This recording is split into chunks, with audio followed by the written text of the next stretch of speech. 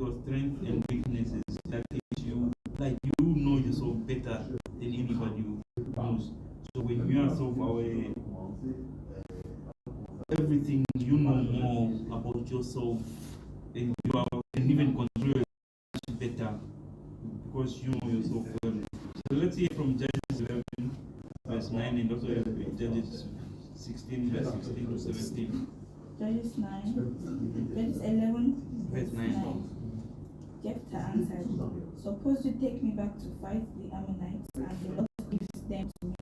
Will I really be your head? Now, Judges 16 to 17.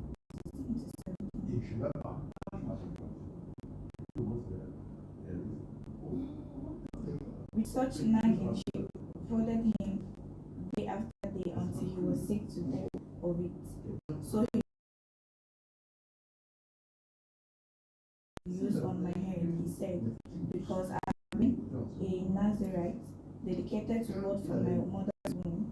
If my head was be ashamed, my strength would leave me, and I would become as weak as any other man. Okay, so that was it. Know his emotions, his habits, everything that triggers him, everything around him that about himself, he knows them. Nobody has to come and tell him about himself in that way. Okay, so now we go to self-acceptance.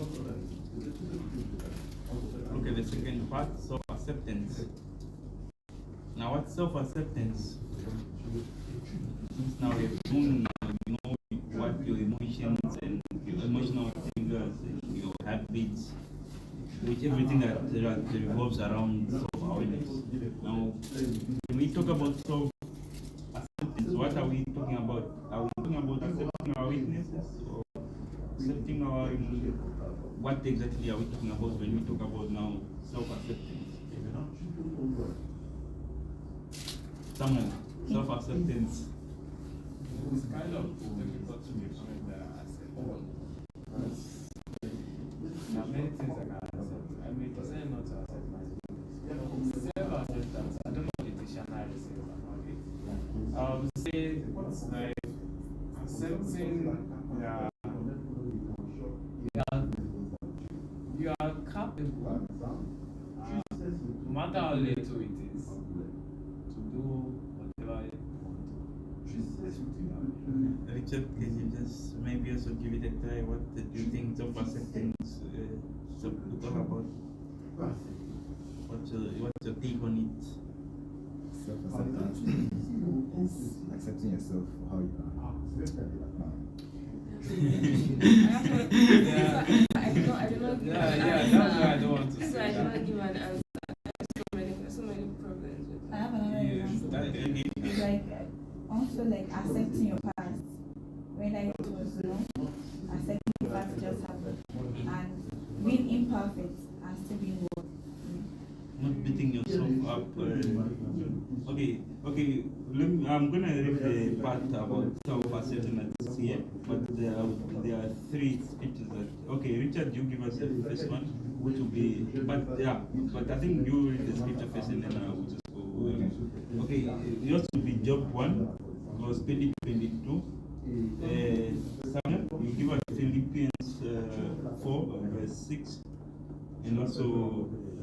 No, give us Matthew 6:27. So let's read the scriptures first, and then we shall read the context that is given in verse in regard of self-acceptance.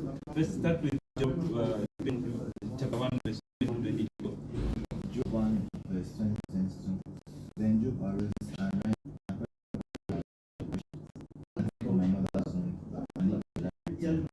The Lord gave and Lazarus.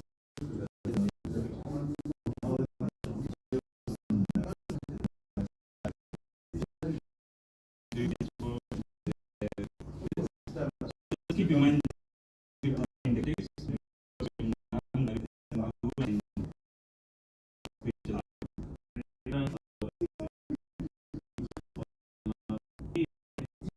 Everything. Like,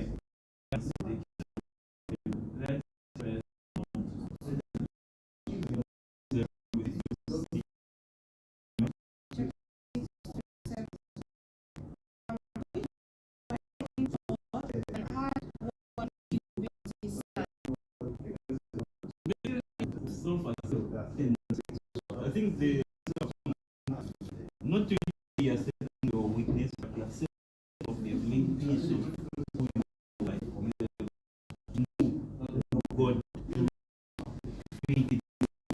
Now you accepting God, not the one that you made, the one that you accepting you, accepting the truth of yourself that God said you are. So with self-acceptance comes patience, comes compassion. So we tend to experiencing setbacks or losses or plans not working out as we like. It's also part of life and being human. So basically, so when this removes anxiety and can make us feel confident and secure. So when you know, when you have accepted yourself who you are, it's to stand what God has created you. This removes all these things, all these things that the world might be throwing to you, saying, giving you titles or names that don't belong to you. So basically, self-acceptance must be about who God said you are. I think it comes with a lot of things, like pride and sometimes it can come with some negative things. There are a lot of things of the world where the world is giving you it or giving you to think those are like your values of who you are. But our definition, our who we are, that definition is one that we are given by God. So even the self-acceptance must come from their definition that God has given us of ourselves. Okay, now let's look at the third part, which is self-love. Who doesn't love himself? Just that.